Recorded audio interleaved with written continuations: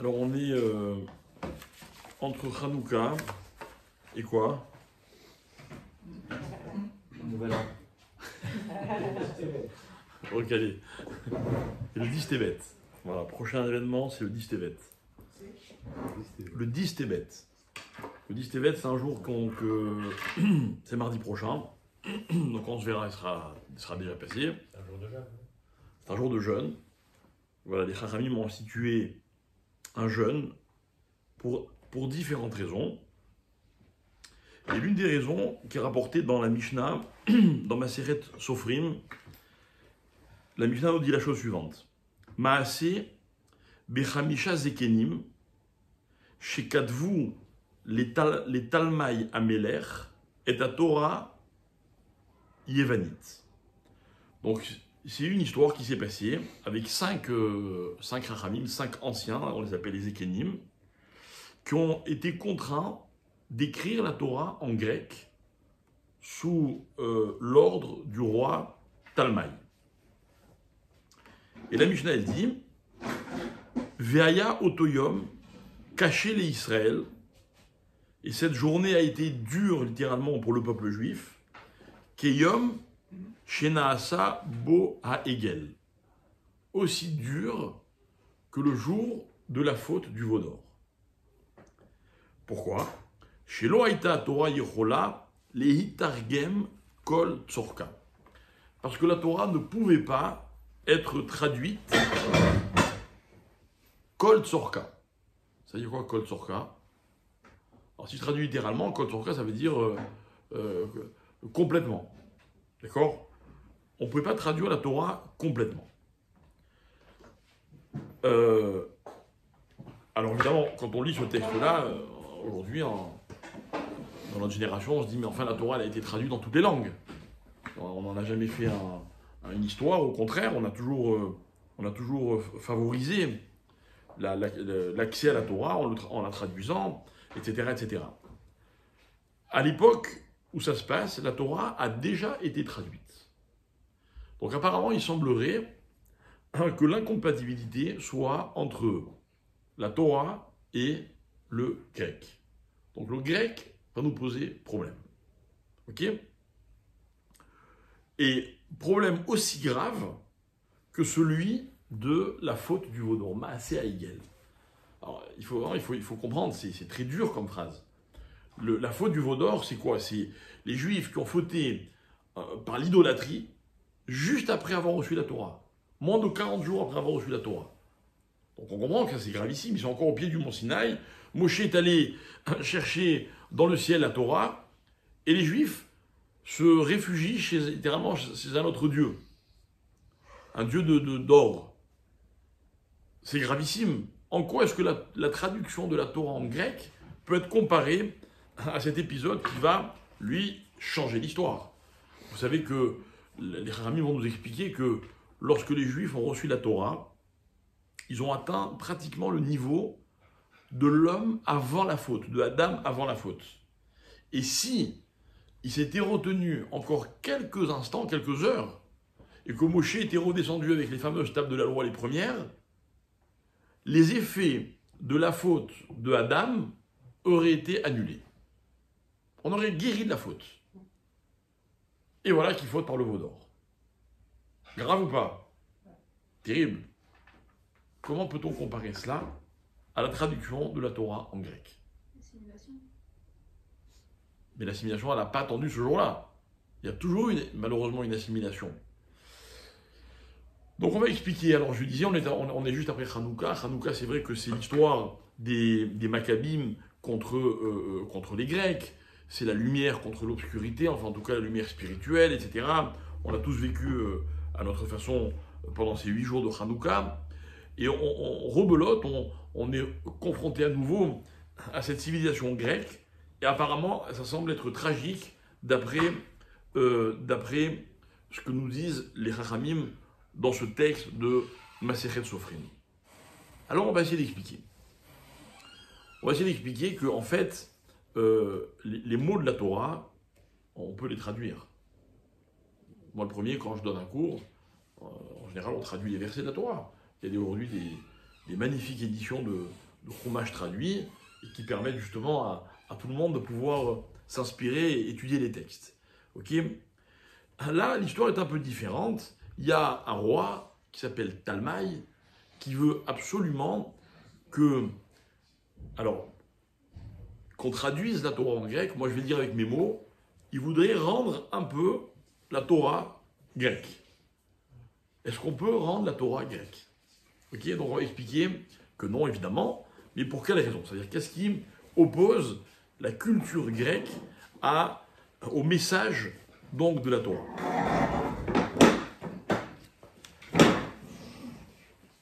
Bien. Alors, traduire, c'est quoi? Traduire, c'est quoi? Aujourd'hui, avec la globalisation, avec les allers-retours qu'on fait tous dans différents pays, on est très concerné par la traduction. Ok? La traduction, en fait, c'est donc de prendre ce qui a été dit dans une langue et de l'exprimer dans une autre langue. Textuellement, c'est possible. Ok? Si je vous dis oui, en français, vous pouvez traduire Ken, yes, tout ce que vous voulez, c'est oui. Très bien. Les phrases que je vais prononcer peuvent être prononcées dans n'importe quelle langue. Simplement, on sait tous de façon très claire que on va dire les nuances, les différentes connotations qu'il y a dans une langue ne sont pas forcément retrouvées dans une autre langue.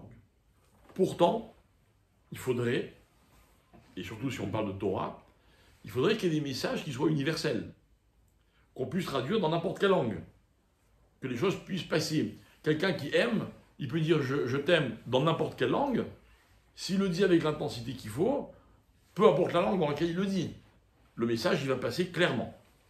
Dans la Torah, il va y avoir autre chose. Mais pour ça, on va d'abord essayer d'expliquer qu'est-ce qu'un message.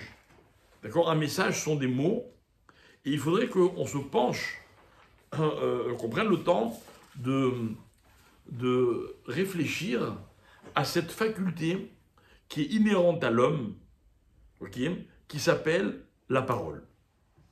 La parole, mes chers amis, c'est pas seulement de prononcer des mots. La parole, ça va être d'exprimer des choses qui dépassent les mots.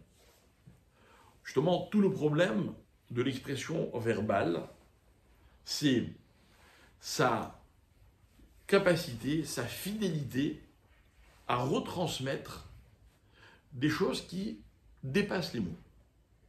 J'ai donné l'exemple d'un sentiment qu'on veut exprimer. On est toujours déçu par les mots que l'on prononce par rapport à ce qu'on ressent. D'accord? Moi, je dis toujours, un homme qui dit à sa femme « je t'aime », normalement, l'humain, il devrait être déçu de ce qu'il dit. C'est tellement énorme. Il peut vous le dire en quelques lettres. Pas possible. Alors on va dire, non, c'est pas que je t'aime, en fait, je t'adore, à la folie, on va rajouter des superlatifs. Dès qu'on utilise le superlatif, c'est que déjà, on a dénaturé le message. Ok? Pourtant, l'expression est un don dont Dieu fait cadeau à l'homme au moment même de sa création. Et ce don-là, il va permettre un certain nombre de choses. Ok? On va expliquer, on va commencer avec cette idée, si vous permettez, que en fait, dire, parler, c'est dévoiler quelque chose qui, normalement, ne devrait pas rentrer dans des mots. J'explique, je réfléchis, d'accord? Donc je suis riche d'une réflexion. La réflexion, elle est intellectuelle, elle est mentale. La réflexion, on peut m'amener très très loin. Elle me donne accès à toutes sortes de domaines qui sont fondamentaux dans la vie. Dans la vie, il faut réfléchir pour tout. Et quand j'ai réfléchi, je vais essayer de partager avec d'autres en racontant ce à quoi j'ai réfléchi.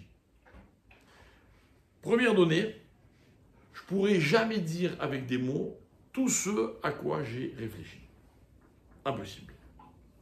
Donc je vais choisir les mots qui dévoilent de la meilleure façon possible ce à quoi j'ai pensé. Je ressens quelque chose, un sentiment, encore une fois, est nettement plus grand que tous les mots que je vais choisir, mais je vais essayer de choisir ceux qui dévoilent le mieux le sentiment qui est en moi. Donc la parole, d'abord, c'est un dévoilement. Or, un dévoilement, c'est une action dans laquelle on n'implique pas la chose elle-même. J'explique. Je réfléchis. Vous ne connaîtrez jamais l'intégralité et la profondeur de ma réflexion. Je ne peux que dévoiler ma réflexion. Donc vous en connaîtrez une partie. D'accord? En hébreu, ça s'appelle un gilouï. La première fonction de la parole, c'est ce qu'on appelle en hébreu le gilouï, le dévoilement. Ok? Donc vous avez des gens qui savent mieux dévoiler que d'autres. Vous avez des gens qui savent mieux utiliser les mots que d'autres. Vous avez des gens qui arrivent à dire seulement ce qu'ils veulent dévoiler et d'autres qui n'en sont pas capables. Comme une fois dans la vie des uns et des autres, on en a trop dit. Ou on n'en a pas assez dit. Ou on a mal dit. Tout ça, ça veut dire qu'on n'a pas été capable de dévoiler convenablement. Fallait pas rêver. Dire tout ce qu'on avait à dire, c'était impossible. Alors, le but, c'était de dévoiler de la meilleure façon possible. Donc pour ça, on a un outil qui s'appelle la parole. Ça, c'est une première idée qu'on va développer dans un instant. La deuxième fonction de la parole, elle va être beaucoup plus large. Ok? La Torah nous raconte que lorsque Dieu crée le monde, la dernière création du monde, c'est quoi? C'est l'homme. Ok? L'homme va être l'être supérieur de la création. N'est-ce pas? Jusque-là, vous êtes d'accord avec moi? Quand je dis l'homme, c'est l'être humain, attention. Hein? Ok? L'être, c'est la création suprême. Maintenant, ça vous fait plaisir quand je vous dis que vous êtes la création supérieure à toutes les autres créations? Oui ou non? Ça dépend supérieur à qui? À tout le reste. À tout le reste. Mais le problème, c'est pas est-ce que ça vous fait plaisir. Le problème, c'est à quoi ça sert.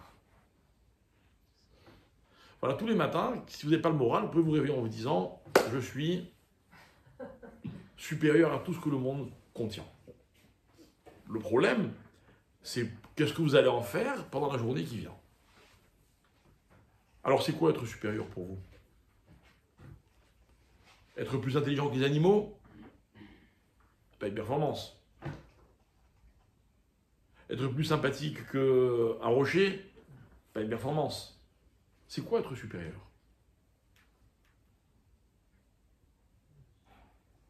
Avoir plus de connaissances.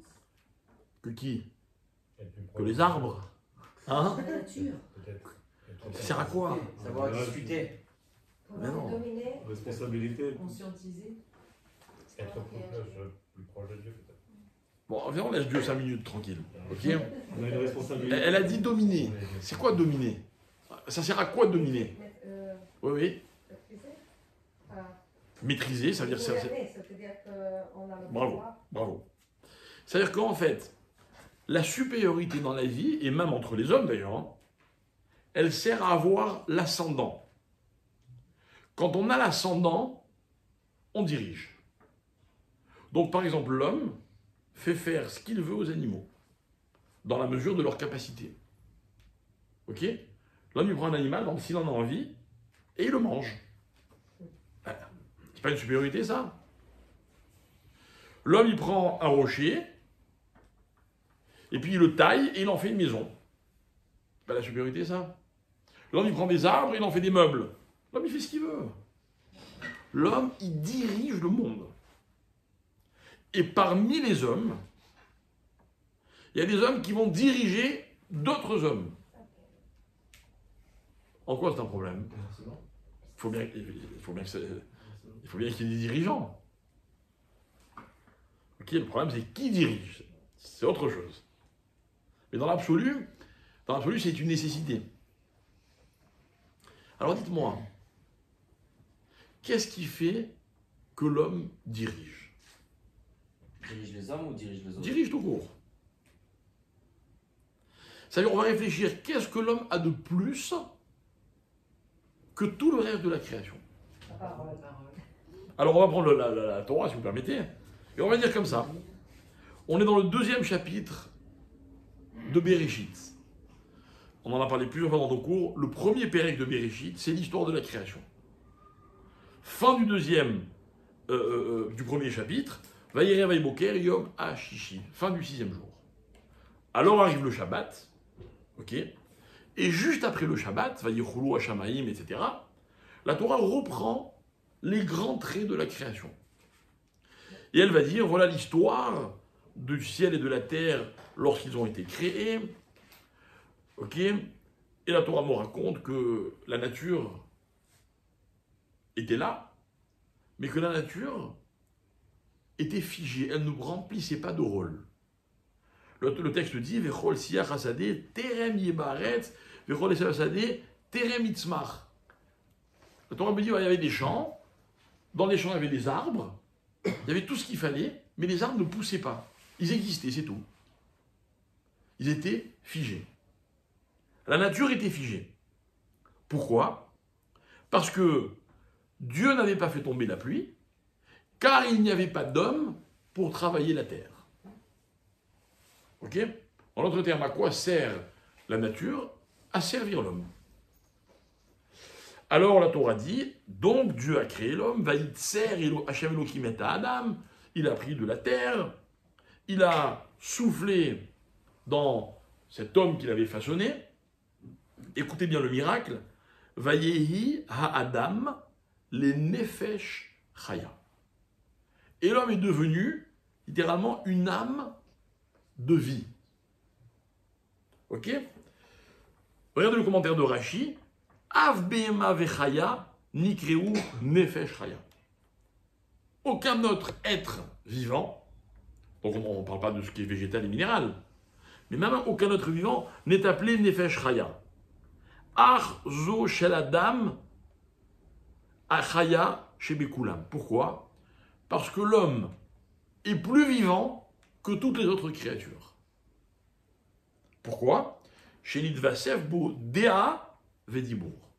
Parce que ce que l'homme a de plus que les autres, c'est l'esprit et la parole.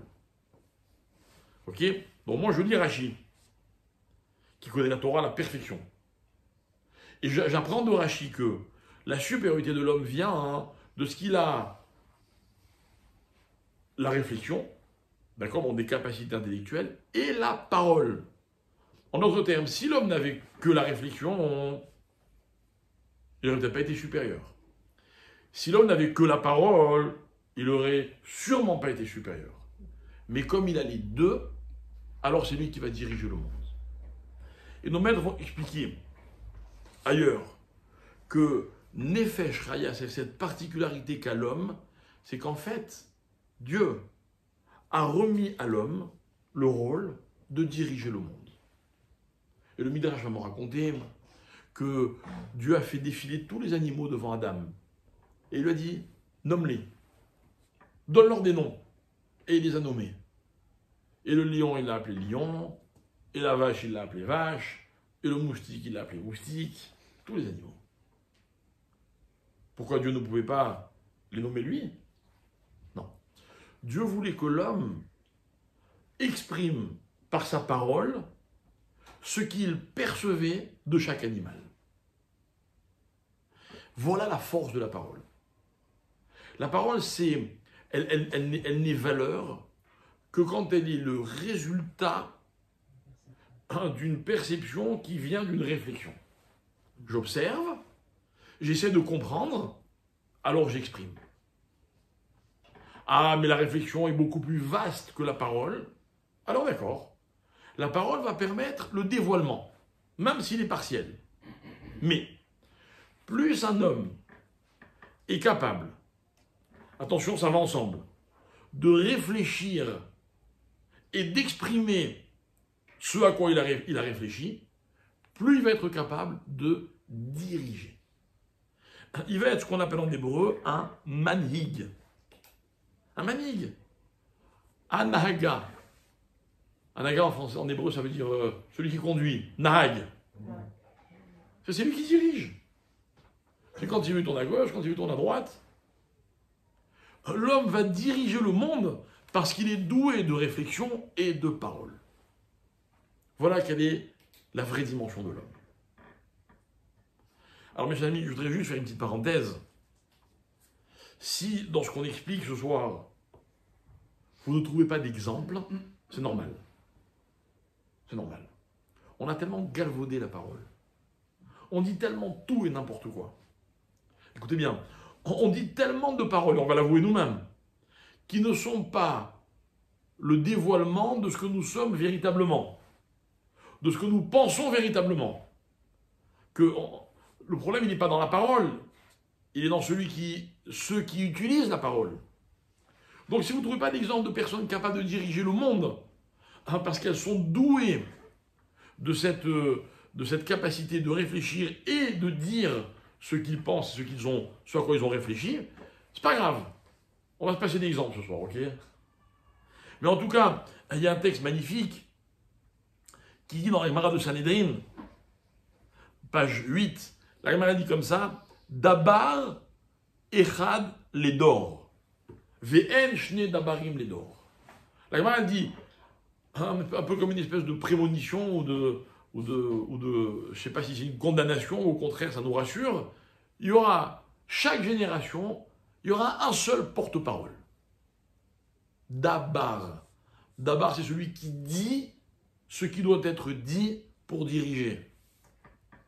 Alors vous avez des gens, par exemple, qui dirigent, pour qui ceux qui dirigent, c'est ceux, par exemple, je ne sais pas moi, qui savent taper dans un ballon. Au moment où il faut, vous voyez. Bon, s'ils ont un peu charclé au passage, c'est pas grave. En tout cas, ils ont gagné sur penalty. C'est pas grave. C'est les dieux. C'est eux les chefs. Vous avez des gens pour qui les chefs sont ceux qui vont remporter le suffrage et qui vont être portés par la foule, ou bien ceux qui sont des artistes, ou je ne sais pas. Ou bien alors vous avez des gens qui vont vous dire, non, pour moi, celui qui a la vraie parole, c'est celui qui est assis à sa table, les yeux plongés dans son livre, et avec son livre, il a fait le tour du monde. Il ne faut pas choisir n'importe quel livre. D'accord? C'est ça un dabar. Dabar. La Gemara dit par exemple, assez lecha rav. Un des conseils fondamentaux que donnent les chachamim à l'homme, c'est de se faire un rav. C'est quoi un rav? Un rav, c'est non seulement quelqu'un qui va m'enseigner la Torah, c'est important, mais c'est aussi quelqu'un qui va me dire ce que j'ai besoin d'entendre. Et attention, le jour où vous aurez choisi un rave, un vrai, il ne dira pas toujours ce que vous avez envie d'entendre. Il dira ce que vous devez entendre. D'accord? Maintenant, là aussi, si vous n'avez pas d'exemple, c'est pas grave. C'est pas grave parce que c'est rare. Je parle pas c'est pas que les rabbinim sont rares. C'est que les gens qui savent écouter ce que disent les rabbinim sont rares. Et vous avez toutes sortes d'interprétations. Et donc, mon rav, il m'a dit ceci, mon rav, il m'a dit cela, mais en fait, c'est leur rav quand ça leur convient ou quand ça les arrange. Bon, voyez, moi, je vous donne un exemple. Moi, il m'arrive de jouer au rav, d'accord? Eh bien, quand vous êtes rav, il y a beaucoup de gens qui adorent vous dire que leur rav, c'est pas vous, c'est quelqu'un d'autre. Et ils vous disent, mon rav m'a dit que. Parce que c'est normal. Vous avez peut-être dit quelque chose qui ne leur faisait pas plaisir. Ok? Mais choisir un dabar, c'est-à-dire définir qu'il y a une personne qui dit ce qui est vrai. Et c'est par ça que le monde doit être dirigé. Voilà le rôle que Dieu a donné à l'homme. Est-ce que l'homme remplit son rôle? C'est un autre problème. Mais en tout cas, c'est la raison pour laquelle il a été créé, et pour laquelle il a été créé en dernier, et pour laquelle elle a été créée avec des capacités intellectuelles et avec une faculté qui s'appelle la parole. Voilà quel était le projet. Ça, c'est Dibour, mes chers amis.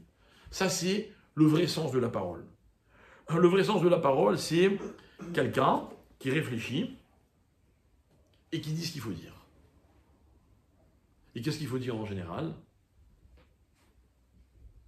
Qu'est-ce qu'il faut dire? La vérité, bravo. C'est simple, hein? C'est vrai, quoi. La seule chose qu'il faut dire dans la vie, c'est la vérité. C'est-à-dire que si quelqu'un n'est pas sûr à 100% que ce qu'il a à dire est vrai, vraiment, il vaut mieux pas qu'il parle. D'accord? Quand je dis vrai, c'est pas genre il fait jour ou il fait nuit, hein? Non, la vérité. La vérité. Comment le monde doit fonctionner? Quelles sont les vraies priorités? Et quelles sont les véritables valeurs? Qu'est-ce qui est bien? Qu'est-ce qui est mal? Qui peut dire je connais la vérité? Qui? Mais normalement, c'est ce que l'homme est censé dire. Sa suprématie dans le monde, hein, c'est pas juste de décider quel animal va être mangé ou quel arbre va être coupé. Sa suprématie, normalement, aurait dû permettre au monde de découvrir à travers lui la vérité. Mais je vais vous expliquer pourquoi il y a peu d'hommes qui disent ce qu'on a besoin d'entendre et encore moins de personnes qui ont envie d'entendre ce qu'on leur dit. Je vais vous expliquer, c'est malheureusement simple. Simple et logique. C'est quoi? À quoi sert la parole? D'accord, on va expliquer la fonction de la parole dans la société, dans le monde. Maintenant, on va expliquer la fonction de la parole en elle-même. Ça veut dire, pas la parole qui est dite ou la parole qui est entendue, mais la parole en tant que concept. Pas en tant que concept. Alors, prenez encore une fois le texte. La Torah me dit que lorsque Dieu a créé le monde, avec quoi il a créé? Avec la parole. Et Dieu a dit que la lumière soit, alors la lumière fut. Et tous les 6 jours de la création, Dieu ne fait que parler. Ok? Et d'où Dieu savait ce qu'il fallait dire. Et le Midrash explique, et il dit c'est simple. Dieu avait sur sa table de chevet la Torah. Il regardait la Torah et il créait le monde. Si vous voulez l'expression telle que les Chachamim la disent dans le Talmud, dans la Gemara, Istakel beoraita ou bara alma. C'est de l'araméen, hein, mais ça ressemble. Il regardait la Torah et il créait le monde. Ok? Pourquoi? Ça arrange bien les rabbins de dire ça. Hein? Non, parce qu'en fait, c'est la raison d'être de la Torah. Il veut dire quoi le mot Torah?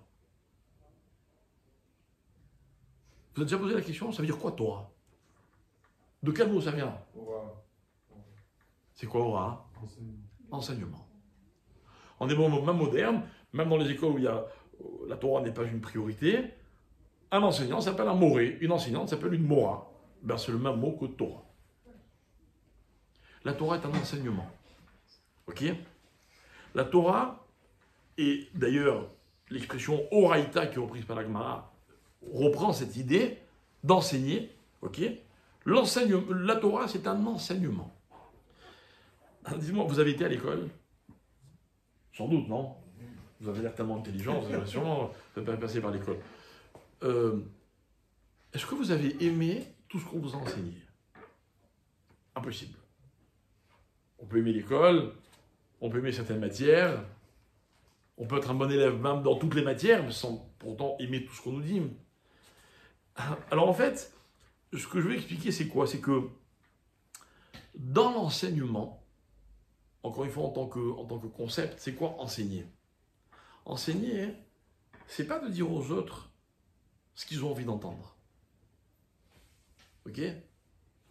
L'enseignant est censé dire ce qu'il est obligé de dire, ce que l'élève est obligé d'écouter. Ok, moi je trouve très courageux, par exemple, les gens qui viennent écouter des cours de Torah. Vous prenez un grand risque. Vous ne savez pas ce que je vais dire. Peut-être que ce que le Rav va dire, va enseigner, peut-être ça ne va pas vous plaire du tout. Pire, peut-être qu'il va vous dire des choses qui vont vous obliger à certaines choses, ou à certains comportements, et vous n'aviez pas envie de les entendre. Ben, trop tard, vous êtes venu. Et pourtant, je suis arrivé tard, vous avez attendu devant la porte, et vraiment, vous voulez venir au cours, quoi. Ok? Bien. Alors voilà. Tout ça pour expliquer une idée, encore une fois, qu'on va essayer de développer ensemble, c'est que le propre de l'enseignement, qui va être donc le propre de la parole, donc on a déjà dit que à l'origine, la parole, elle est censée nous permettre d'exprimer la vérité. Donc l'enseignant, pareil. Vous savez que la seule chose que vous pouvez exiger d'un enseignant, n'importe lequel, que ce soit en Torah ou en n'importe quelle autre matière, c'est de vous dire la vérité. Par exemple, la question la plus légitime, quand on étudie la Torah avec un rav, c'est quoi? C'est quoi la question la plus légitime? Vous savez pas? Bravo. C'est de dire au rav, d'où tu sais? D'où ça vient ce que tu dis? Rappelez pas cette histoire de Moshe Rabbeinu. Moshe Rabbeinu a une histoire qui est fabuleuse. J'aime pas trop la raconter parce que en général, quand je la commence, j'arrive pas à m'arrêter, elle est très très longue. Je vais essayer de m'arrêter au milieu. Je la trouve trop belle cette histoire. C'est l'histoire de Moshe. Moshe Rabbeinu qui, le jour où il devait quitter ce monde, et qu'il a essayé de convaincre Dieu de le laisser rentrer en Israël, et il n'a pas réussi. Alors il a dit à Dieu, alors montre-moi au moins ce que va devenir ma Torah. Parce que Moshe, rappelez-vous, c'est l'enseignant par excellence. C'est lui qui va mettre à la portée de tous les juifs de l'histoire la Torah qui était divine. Alors Dieu lui dit d'accord. Et là, il m'a raconte que Moshe Rabbeinu était installé, on ne sait pas très bien où, sur une montagne, et Dieu a fait défiler devant Moshe le film de tous les cours de Torah qui allaient être donnés tout au long de l'histoire.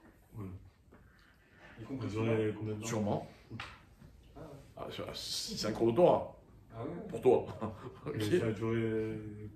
Enfin, le facteur temps dans la Torah, pour Dieu, il pas de prendre en compte. Ok. Et Moshe Rabbeinu, il regarde. Et il est heureux de voir ce que sa Torah devient. Sauf à un moment. À un moment, dit la Gemara, il est assis, il est en train d'écouter un cours que donne Rabbi Akiba. On a expliqué la relation entre Rabbi Akiva et Moshe, mais on y reviendra sûrement. C'est un de mes thèmes, un thème qui me passionne le plus. Moshe, c'est le Rav de la Torah orale. Rabbi Akiva va être le pendant de Moshe, mais dans la Torah, pardon, excusez-moi, au contraire. Moshe, c'est le Rav de la Torah écrite. Rabbi Akiva, il va nous donner accès à la Torah orale.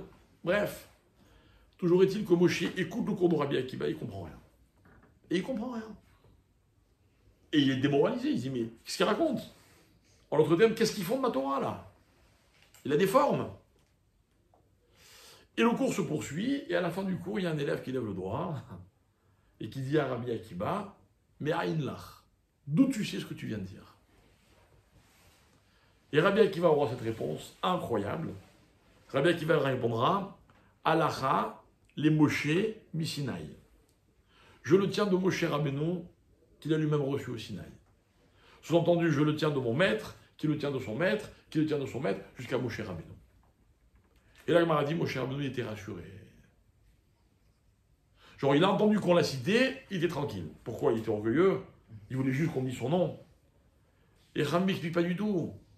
Ah, mais comme Moshe Rabbeinu s'est rendu compte que, même dans un cours qu'il n'arrivait pas à comprendre, on citait la source, c'est-à-dire Moshe, qui revient de le recevoir de Dieu au mont Sinaï, il a dit, c'est bon, si les rabbins citent leur source, on ne va jamais s'égarer. On restera toujours dans le droit chemin, dans le bon chemin. La question la plus légitime qu'on peut demander à un rav, c'est quoi? C'est d'où tu sais pourquoi? Parce que ça, c'est un gage de vérité.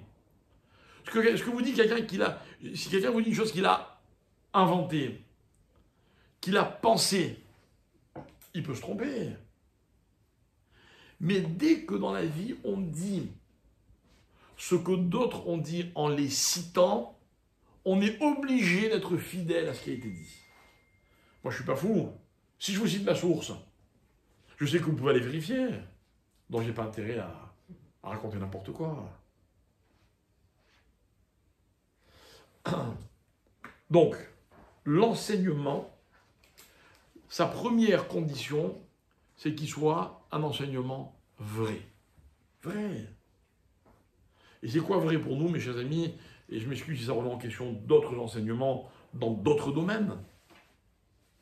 Mais un enseignement n'est vrai que quand il est le dévoilement de ce qui a été dit par d'autres.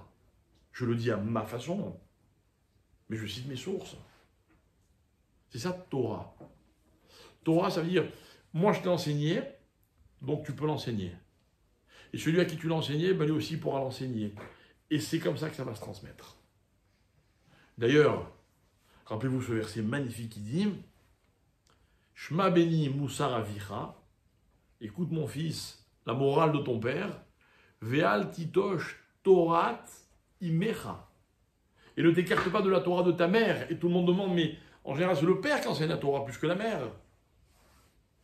Et les Chachamim répondront oui, mais celle qui enseigne le plus, c'est la mère. C'est-à-dire qu'au-delà de ce qui est dit ou pas dit, comme connaissance ou comme niveau intellectuel ou ce que vous voulez, on n'est pas en train de dire qui a fait les meilleures études. On est en train de dire que la mère, elle passe tout simplement plus de temps avec ses enfants, normalement. Donc elle enseigne plus. Donc on dit à l'enfant, attention, ne t'écarte jamais de ce qu'on t'a enseigné. Et moi je rajoute, ce qui veut dire que quand toi tu enseigneras, réfère-toi toujours à ceux qui d'abord t'ont enseigné. Voilà ce que veut dire le mot Torah.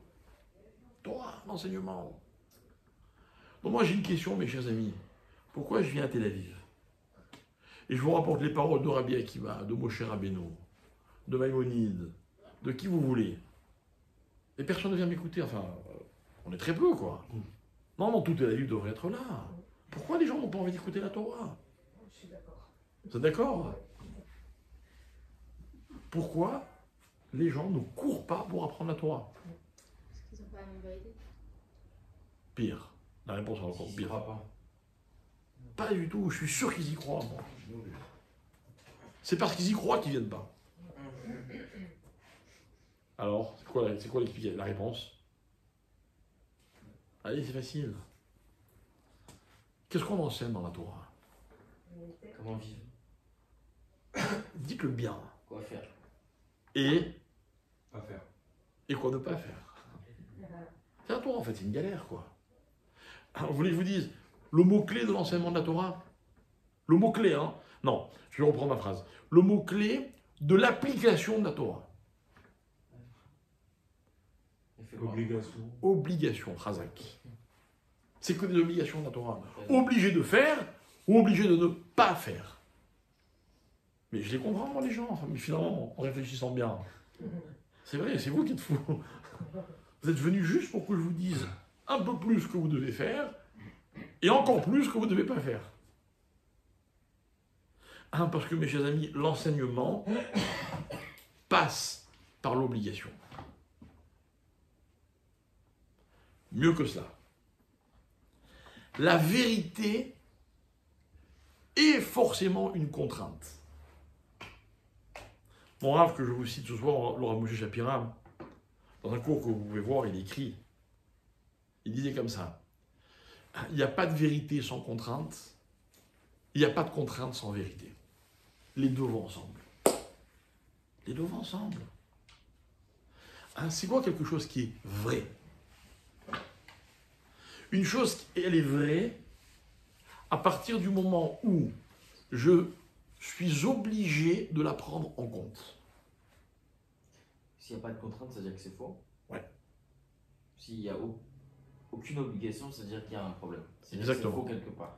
Oui. À la base, à la... On n'est ni dans l'enseignement, on n'est ni dans la Torah, on n'est ni dans la parole, la véritable parole. On est quoi là pour raconter des choses qui existent, que tout le monde connaît, qui arrangent tout le monde?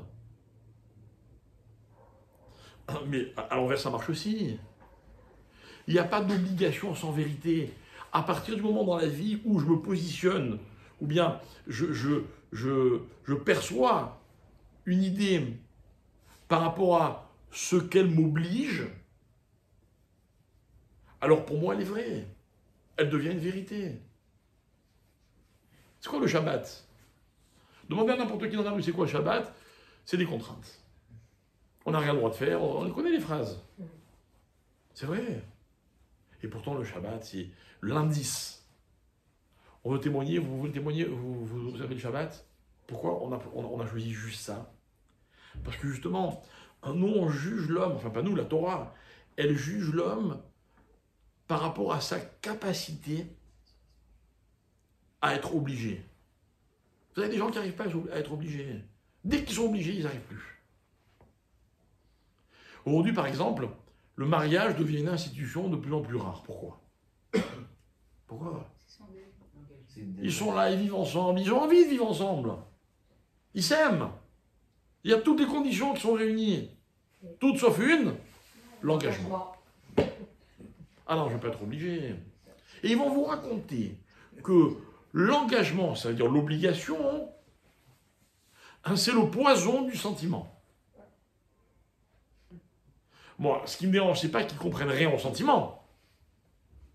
Ce qui me dérange, c'est qu'ils n'ont rien compris au principe même de l'obligation. Parce que ces mêmes couples, en général, à un moment ou à un autre, ils veulent avoir des enfants. Il y a plus obligation qu'un enfant. Il n'y a pas. Il n'y a pas. C'est-à-dire qu'il n'y a pas de vérité sans engagement. C'est impossible. La vérité, elle engage. Combien de fois dans la vie on a appris, les gens se disent, oh là, qu'est-ce que j'aurais voulu ne pas le savoir. Mais maintenant que tu le sais, t'es obligé. Il n'y a plus le choix. C'est pour ça que disent les Haramim que Emet, ça s'écrit avec la première lettre, celle du milieu, la dernière. Genre c'est de Emet du début à la fin. Tu es engagé, tu es coincé, quoi. Alors ça s'appelle Emet. Pourquoi un sentiment sans obligation, c'est pas un sentiment? Pourquoi? Parce que c'est pas un sentiment, c'est un intérêt. Si j'aime comme j'ai envie d'aimer, si j'aime quand j'ai envie, si j'aime n'importe qui, il va que de mon intérêt personnel. Mais dans la vie, le plus beau, le plus bel amour, c'est celui que je me force à ressentir. Alors, le paradoxe, c'est je vais pouvoir dire que j'aime quand je me sens plus forcé. Mais ça voudra dire qu'on est dans l'aboutissement d'une démarche. C'est quoi être un juif religieux? C'est quoi? C'est aimer les mitzvot? C'est pratiquer? Non. Être un juif religieux, c'est être un juif engagé. Obligé. Vous croyez que moi, tous les matins, j'ai envie d'aller prier? Vous croyez que tous les matins, quand mon réveil sonne, je me dis chic alors, c'est l'heure d'aller à la prière? Vraiment non, je vous assure. Comme tout le monde. Je suis obligé. Je suis obligé, et au final, c'est ce qui donne à ma vie Le sens. Un sens. plus qu'un sens. C'est ce qui donne à ma vie la vérité qu'elle contient. Parce que ce que je ne suis pas obligé de faire, je ne le fais que parce que j'ai envie. Ou que parce que je le pense. Donc ce n'est pas une vérité. Une vérité, elle s'impose d'elle-même. Quelle est la chose la plus difficile à prouver dans la vie? La vérité. Quand c'est vrai, qu'est-ce que vous voulez que je vous dise? Si vous êtes déjà arrivé, et je ne vous le souhaite pas, mais d'être devant un tribunal, et vous devez prouver que telle ou telle chose est vraie. Mais on n'a pas les mots. On ne pensait pas qu'on allait avoir besoin de trouver les mots, puisque c'est vrai. Alors que si c'était faux, c'est facile à prouver. Puisque si c'est faux, c'est une construction. Or, une construction, je peux la démontrer. Une vérité, non.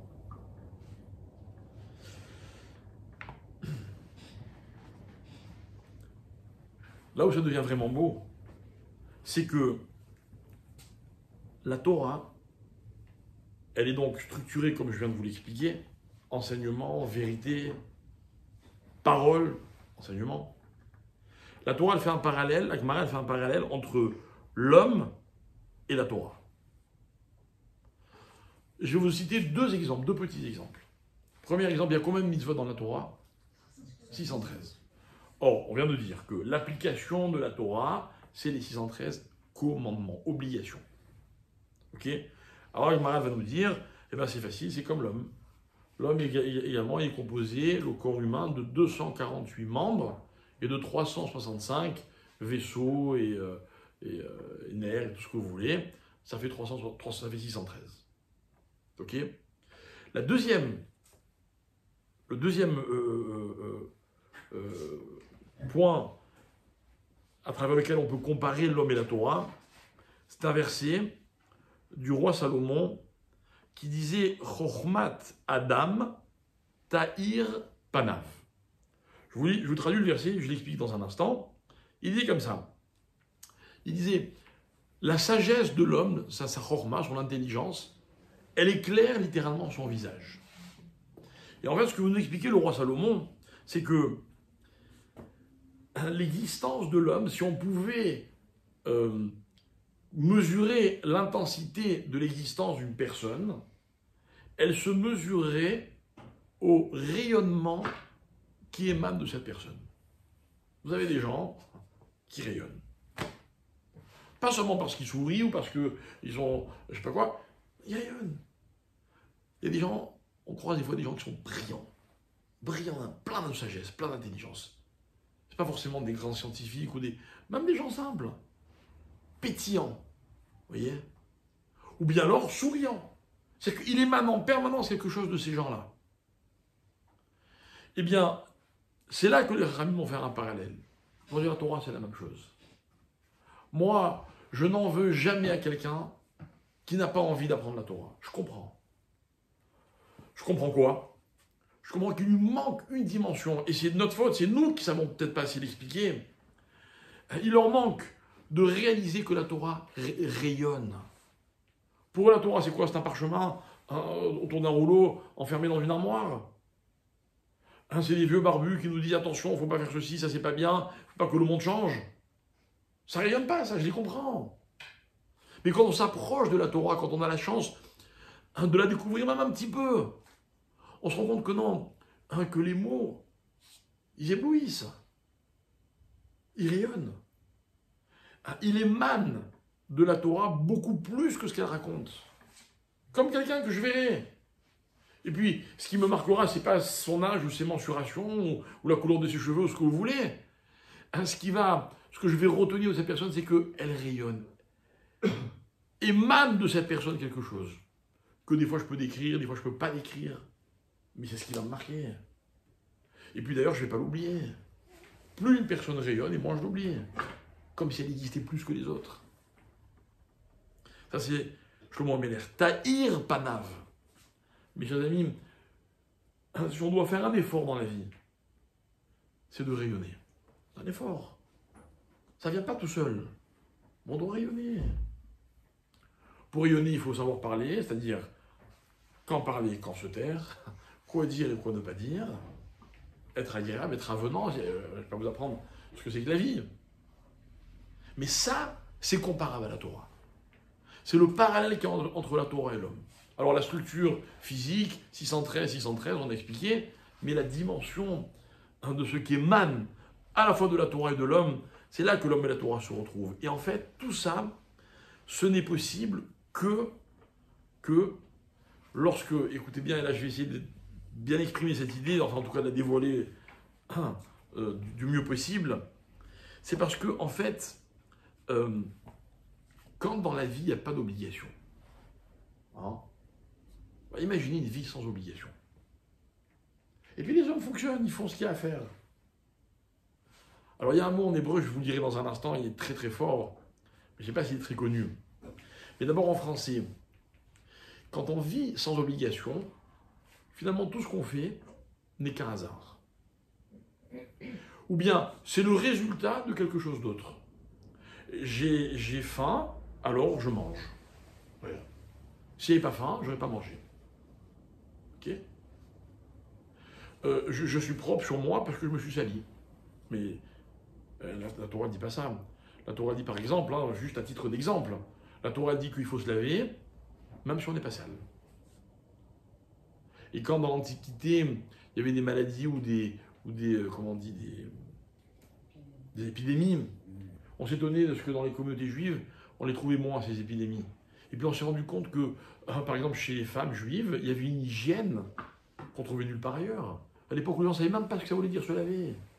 Ah ben chez nous, c'était une obligation. Et le Shulchan Aruch, il me dit, tous les matins quand je me lève, après avoir dormi, je dois me laver les mains, je dois me laver la figure, je dois me laver la bouche. Je ne peux pas prier sinon. C'est pas parce que je suis sale. C'est une obligation.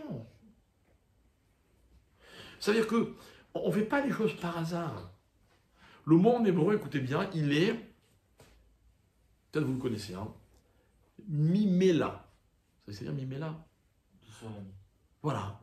C'est-à-dire, genre, je suis arrivé à l'arrêt de bus, le bus est déjà passé, donc mimela, j'ai attendu. C'est-à-dire que c'est la conséquence de. C'est pas une vie, ça, mes chers amis. C'est-à-dire qu'il y a des gens qui fonctionnent que, par exemple, comme eux l'imaginent, comme eux comprennent le monde. Et ils vous disent, ben moi je pense que. C'est bien. Mais vous comprenez que ça s'arrête à la limite de leur intelligence, quoi. Peut-être que eux croient que c'est déjà pas mal. Mais pour moi, c'est pas assez.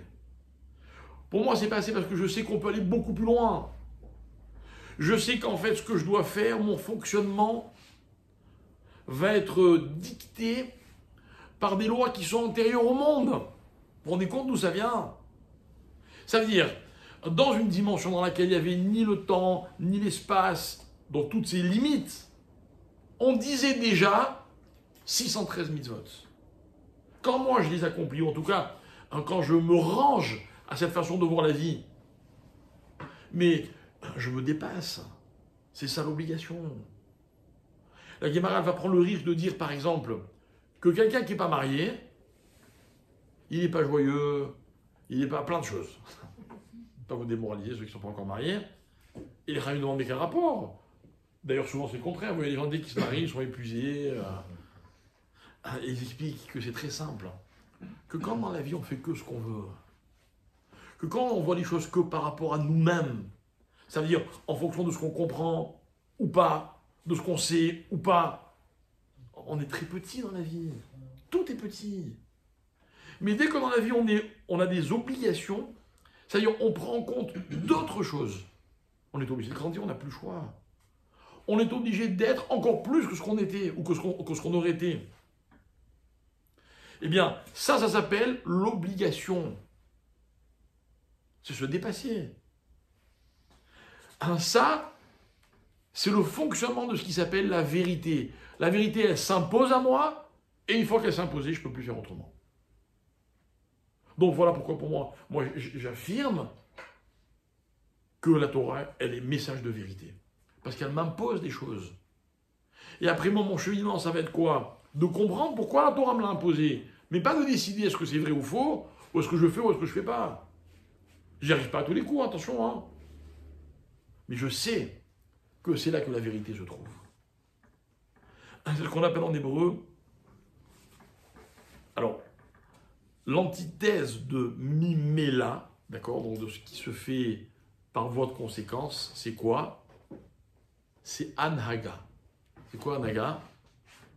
Diriger, ce qu'on a dit tout à l'heure. C'est quoi un dirigeant? Un dirigeant, c'est quelqu'un qui est dans l'initiative. C'est-à-dire qu'il ne fait pas les choses parce que, naturellement, elles sont un résultat. Il fait les choses parce qu'il pense qu'il faut les faire. Alors les dirigeants qu'on a aujourd'hui, malheureusement, ils font les choses parce qu'ils ont des calculs, des fois très très intéressés, mais le principe reste le même. Le principe reste le même. Vous allez voir un grand rave, il ne se présente à aucune élection, il n'a pas besoin de vous, il vit sa vie, et d'ailleurs en général sa vie c'est celle des autres, mais il vous fait plaisir, il vous répond à votre question, mais il vous dit ce qui s'impose. Ni ce qui vous fait plaisir, ni ce que lui il aura envie de vous dire. Moi je me rappelle d'un rave que j'ai connu de près, mais il y en a beaucoup comme ça.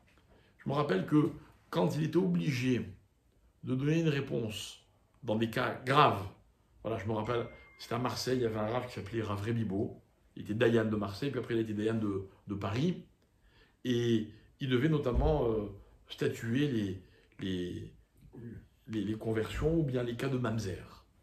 D'accord? Et moi, je me rappelle, un jour, je devais avoir 16-17 ans, et puis il y avait dans la communauté un jeune homme qui est allé au consistoire pour s'inscrire, pour se marier, et puis il présente ses papiers, qui est tout bas de ses parents, etc. Et on se rend compte que sa mère, elle est tombée enceinte de lui, d'un deuxième homme, alors qu'elle était encore mariée au premier, elle n'avait pas encore reçu son quête. Donc il est mamzer.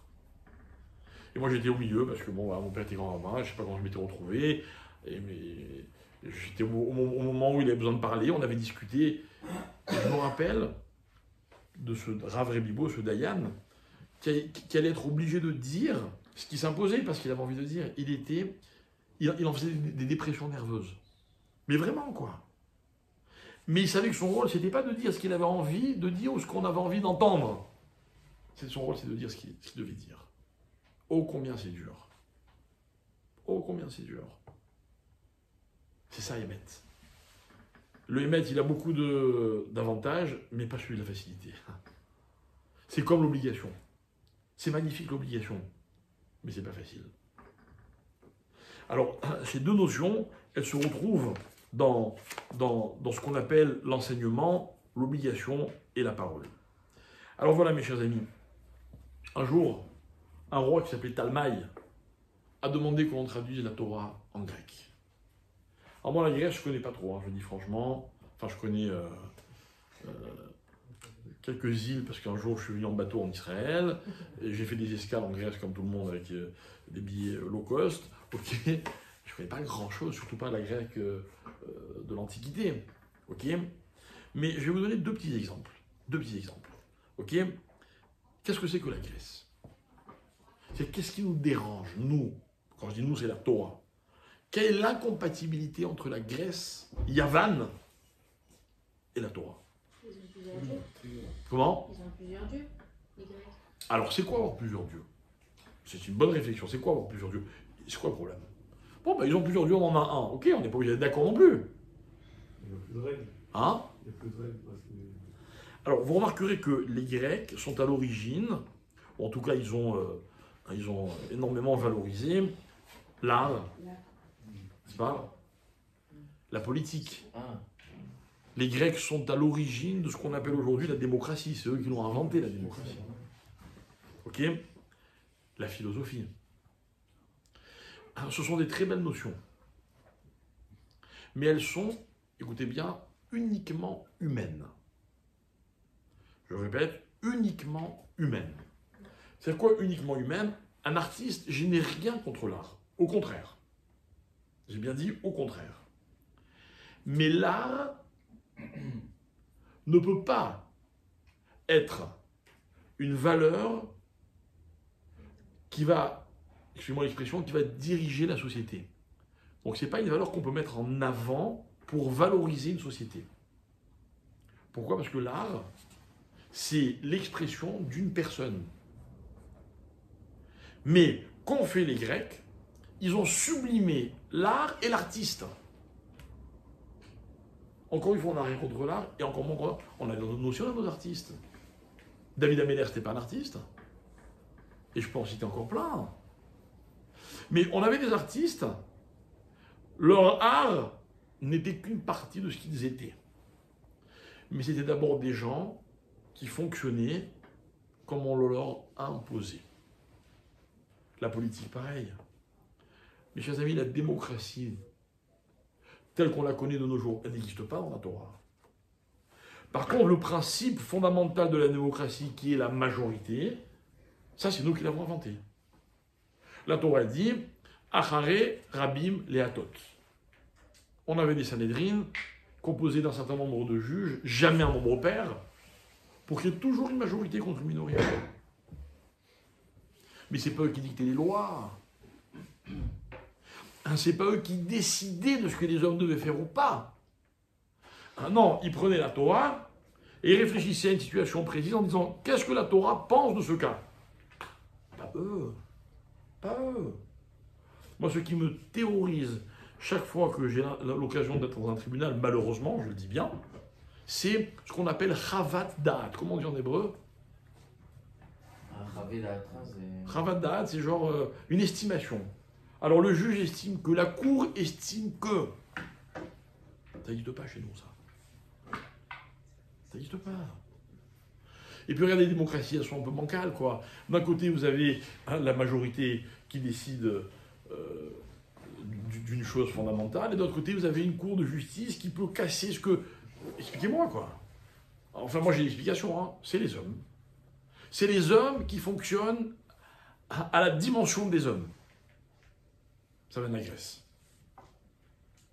Et la philosophie, pareil. Pareil. Moi, je ne suis pas un anti-philosophe ou un anti-philosophie, mais à une condition. C'est que la philosophie, elle ait sa place. Ni plus ni moins. Mais on ne peut pas diriger une société à travers la philosophie. J'ai envie de dire, pire, les philosophes ne peuvent pas être les dirigeants d'une société. Les Grecs l'ont fait. Ils ont idolâtré leurs philosophes. Vous voulez un deuxième exemple? J'en ai un. Le deuxième exemple, c'est la langue grecque. La langue grecque, disent nos Chachamim, une phrase terrible. Et vous allez voir comment, je vais vous amener deux preuves qui sont incroyables. Ils disent que depuis le jour où la langue grecque a été inventée ou créée, appelez ça comme vous voulez, elle n'a plus jamais disparu du monde. Et si vous cherchez, par exemple, l'origine du latin, qui est lui-même à l'origine d'énormément de langues qu'on parle, notamment français, l'origine du latin, c'est que le latin est une langue sémitique, c'est-à-dire qui est composée de racines de 3 lettres, comme l'hébreu et l'arabe, mais l'hébreu d'abord, ok, mais qui est en fait inspiré par l'étrusque, le grec et le phénicien. Alors moi j'ai fait un peu de recherche parce que ça m'intéresse de voir ce que c'est. Ok, ce sont 3 civilisations qui ont disparu. J'ai envie de dire miraculeusement. Ok, mais qui sont toujours présentes. C'est-à-dire qu'elles ont eu un impact énorme sur l'histoire de l'humanité. Alors qu'ont voulu faire les Grecs un jour? Ils ont voulu que la Torah devienne elle aussi grecque. Et si on était des commerciaux de la Torah, on aurait tout à y gagner, n'est-ce pas? Peut-être qu'on aurait dû accepter finalement. Regardez, puisque la langue grecque va donner naissance à quasiment une énorme partie des langues qui sont parlées jusqu'à aujourd'hui. Mais on ne pouvait pas. Pourquoi on ne pouvait pas? Parce qu'il y avait dans cette philosophie qui est basée, là aussi c'est très simple, hein, c'est des mots qu'on n'utilise pas souvent mais qui sont hyper connus, qui est basée sur le paganisme. Et le paganisme, c'est vrai que ça vient justement d'une pluralité de dieux, mais en fait qui se veut être un mouvement laïque, c'est-à-dire en fait libéré de toute contrainte. Et c'est sur ça que certains philosophes, et je n'irai pas plus loin, ont basé toutes leurs réflexions. Que l'homme se sublimait à travers sa liberté. Que l'homme ne pouvait s'épanouir qu'à travers sa façon à lui de voir les choses. En d'autres termes, le contraire de la Torah. Et le problème, c'est qu'on en a fait une idolâtrie. Et moi, encore une fois, ce qui me dérange, ce n'est pas que d'autres religions et d'autres dieux. C'est pas ça qui me dérange. Moi, j'ai pas envie que les autres religions acceptent mon Dieu et qu'on me laisse tranquille en m'imposant pas d'autres dieux. Mais le problème de l'idolâtrie, c'est quoi? Le problème de l'idolâtrie, c'est ce voyage intellectuel dont le parcours n'est motivé que par ce qui va intéresser à tel moment ou ce qui va intéresser à un autre moment. Et c'est quoi le problème d'avoir plusieurs dieux? C'est de pouvoir choisir à tout moment. Et pouvoir choisir, c'est pas possible. Et où est-ce qu'on voit que choisir, c'est impossible? C'est parce que ce qui caractérise l'homme d'après la Torah, c'est quoi? C'est les obligations et le libre arbitre. C'est-à-dire que la liberté, en fait, d'après la Torah, elle est conditionnée par des obligations. Allez expliquer ça à un philosophe grec. C'est pas d'hébreu, c'est du chinois. ou c'est ce que vous voulez. Incompatible. Mais pour nous, oui. Pour nous, l'homme, il trouve sa dimension dans l'obligation et il se réalise dans son libre arbitre. Mais l'un sans l'autre, c'est pas possible. Hein, c'est ce qu'on disait tout à l'heure. C'est la vérité et l'obligation. L'un sans l'autre, ça ne peut pas fonctionner. Alors, il y aura un dernier texte que je voulais vous citer qui est absolument incroyable, dans un livre qui s'appelle un livre qui s'appelle le Seder Olam. C'est un très très vieux livre. On dit qu'il aurait été entamé, parce c'est un livre qui va être complété au fur et à mesure des générations. Il aurait été initié par un chacham qui s'appelait Rabbi Yossi ben Chalafta, qui est un maître de la Mishnah. Et lui, il a écrit déjà tout ce qu'il savait sur les générations passées. Et au fur et à mesure, les hommes l'ont complété. Et ce livre fait état du fait que c'est l'année où le roi Alexandre le Grand a été, couronné, que s'est éteint le dernier prophète d'Israël. Donc, la prophétie est allée jusqu'au royaume, jusqu'à la royauté de Alexandre le Grand. Et alors, écoutez bien mes chers amis, tant qu'on avait des prophètes,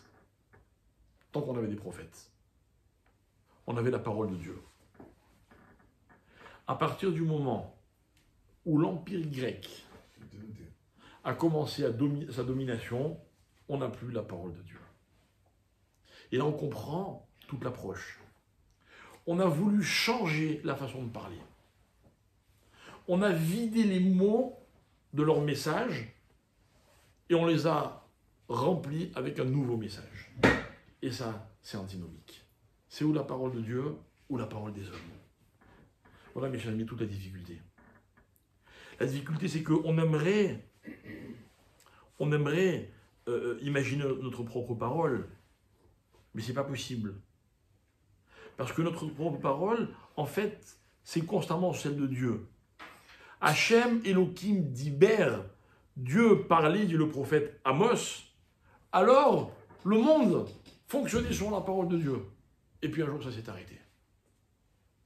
Et c'est en cela que ce qu'on appelle l'assimilation, on l'a dit tout à l'heure au début de notre cours, sans ça qu'elle est dangereuse. Cohabiter avec les nations du monde, fondamentalement, ça ne devrait pas être un problème. À une condition, c'est que la parole reste parole. Et pour qu'elle reste parole, il faut qu'elle soit remplie, chargée de ce qu'on vient d'expliquer. Obligation et vérité.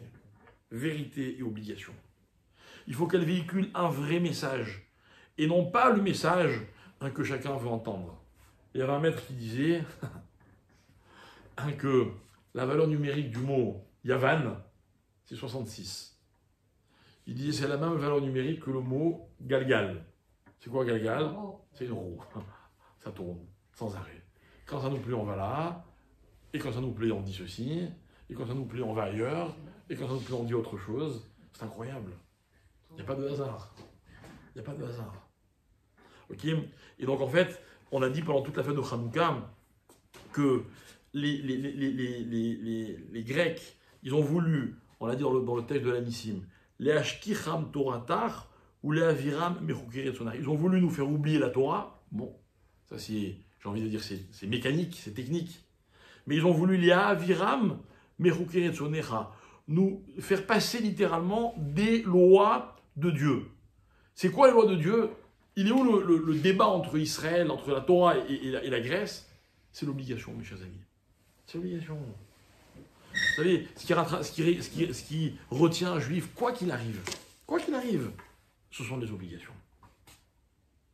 Moi, j'ai connu un homme qui, il y a très longtemps, quand je dis très longtemps, c'est au moins 40 ans, il allait donner des conférences, c'est un rabbin, il habite à Jérusalem, mais c'est un agrégé de physique, il a un théorème qui porte son nom, il s'appelle le professeur Jean-Louis Schwab, mais il a une barbe comme ça, il est à Jérusalem, il a une école, enfin bref, un personnage.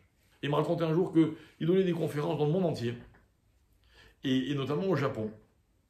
Et il avait questionné son rat pour savoir si le Japon, d'après la halakha, est-ce que c'est après ce qu'on appelle, je ne sais pas comment on dit en français, Kav Ta'arir, comment on dit ça, la ligne de démarcation de la date. C'est-à-dire que si vous la passez, puisque le monde est comment dire, divisé en 12 fuseaux horaires x 2. Donc il y a un moment où vous changez de date, n'est-ce pas?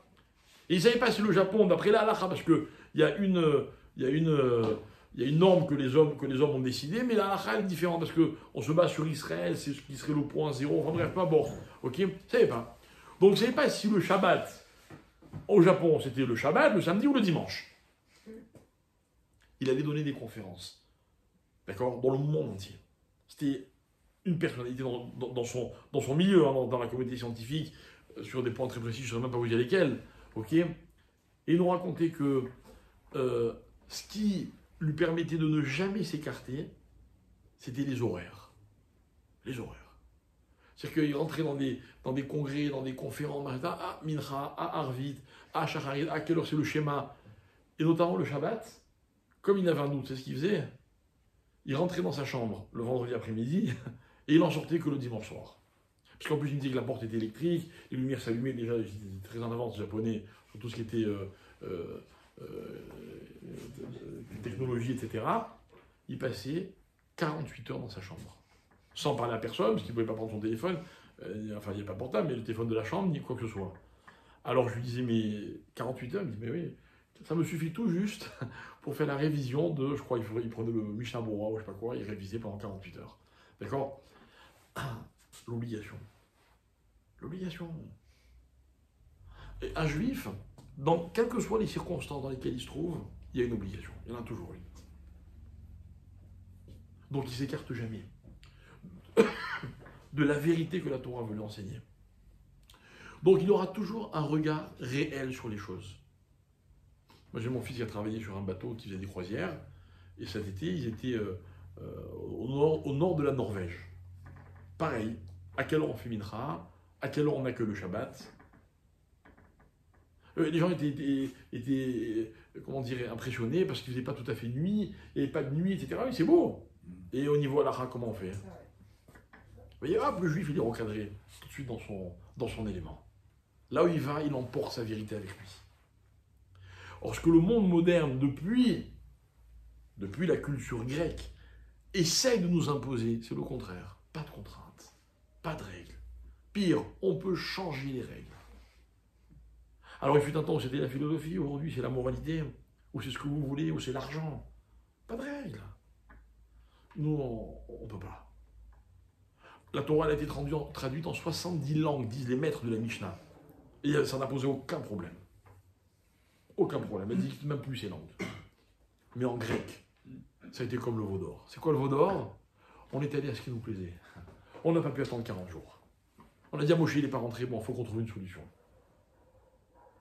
Eh bien, l'approche grecque de la vie, c'est un peu ça. C'est un peu ça. C'est... tout dépend de toi. C'est toi l'homme. L'homme, c'est le centre du monde. On n'est pas le centre, on est les dirigeants. Mais diriger le monde, c'est aussi une contrainte. C'est pas un privilège. Diriger, c'est avoir des obligations. Faut assumer, hein. Hein? Bien sûr, il faut assumer. On dit en français un chef de famille. Il y a tous les pères et toutes les mères qui sont là ou ailleurs savent ce que c'est être un chef de famille. C'est quoi? C'est un privilège? C'est quoi? C'est que nos enfants nous apportent nos pantoufles quand on rentre à la maison le soir? Non, c'est des obligations. C'est des contraintes. Mais quand on réalise que finalement, c'est comme ça qu'on donne le meilleur de soi-même, alors la contrainte, elle devient un vrai sens dans la vie. Et ces contraintes ne passent que par l'enseignement. Parce que mes chers amis, ce que vous devez faire ou ne devez pas faire, vous ne pouvez pas l'inventer. Vous ne le saurez que quand d'autres vous l'auront dit. Et c'est ce qu'on appelle enseigner. Et voilà pourquoi la langue de la Torah, elle est unique. Elle est unique. Il y a des choses qu'on ne peut pas expliquer dans d'autres langues. C'est impossible. Impossible. De nos jours, je crois que même en hébreu, on n'a plus vraiment les mots. Mais pas parce qu'on n'a pas les mots, parce qu'on n'a pas la valeur de la parole, la valeur des mots. On les galvaude, on les utilise n'importe comment. Combien de fois on dit non, j'ai dit, mais c'est pas ce que je pensais. ma parole a dépassé ma pensée. Ça ne devrait pas exister. C'est de cette parole-là que l'on parle. C'est avec cette parole-là que Dieu a créé le monde, en se basant sur des mots qui étaient ceux de la Torah. Alors voilà, c'est une réflexion entre Hanouka et le 10 Tevet, et si Dieu veut que nous ayons la force de rester authentiques. Amen.